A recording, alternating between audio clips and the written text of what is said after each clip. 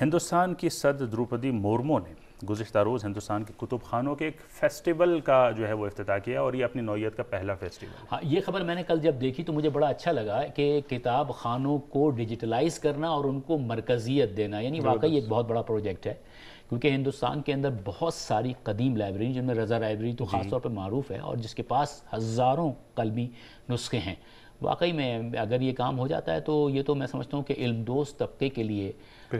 بہترین ہے کہ جو لوگ اپنی علمی پیاس بجانا چاہتے ہیں وہ صرف ایک کلک کے اوپر ان کے سامنے 10-12 لائبریریاں ایک ساتھ ان کو موجود ہوں گی اور ہزاروں کتابیں ان کے پاس ہوں۔ میں سمجھتا ہوں کہ بڑا کتابوں کے لیے بھی بہتر ہے، جی بہت اچھا ہے۔ بہرحال ایک لائبریری کا ہونا اور وہاں تک جانا جو ہے وہ خود ایک مسئلہ بن جاتا ہے۔ ابھی فی الحال ایران اور ہندوستان کا جو ایک اہم تعاون رہا ہے وہ قدیمی نسخوں کو ڈیجیٹلائز کرنا ہے۔ جی یعنی بہت سے قدیمی نسخے وہاں پر ایسے ہیں جو قدیمی لائبریریوں میں جیسا کہ آپ نے بتایا موجود ہیں، ان کی صحیح نگرانی نہیں ہو پا رہی ہے، بہت سے تو ضائع ہو گئے ہیں، سینکڑوں کی تعداد میں، بلکہ شاید ہزار میں کہا جا سکتا ہے، اور اس وقت بعض ہیں جو اس مرحلے سے گزر رہے ہیں، افسوس کے ساتھ کہنا پڑتا ہے۔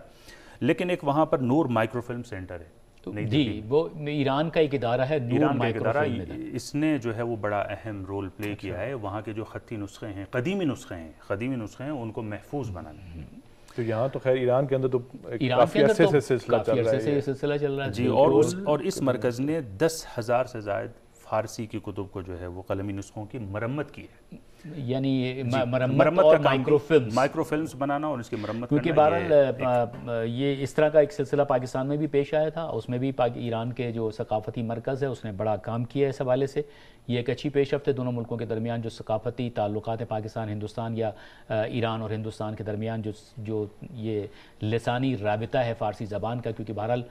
بر صغیر کی 100 سال تک فارسی سرکاری زبان رہی ہے اور وہاں پر ہزاروں کی تعداد میں نسخے اسی طرح پاکستانی موجود، وہاں بھی اس طرح کی تاریخی عمارتوں میں اب بھی کتبے فارسی میں موجود ہیں۔ تو پاکستان میں بھی جو قلمی نسخوں کو محفوظ بنانے کی کوشش کی جا رہی ہے ایران کے ثقافتی مرکز کی جانب سے، وہ قابل قدر ہے اور یہ قابل ستائش کام ہے۔ میں سمجھتا ہوں کہ بہت اچھی پیش ہے۔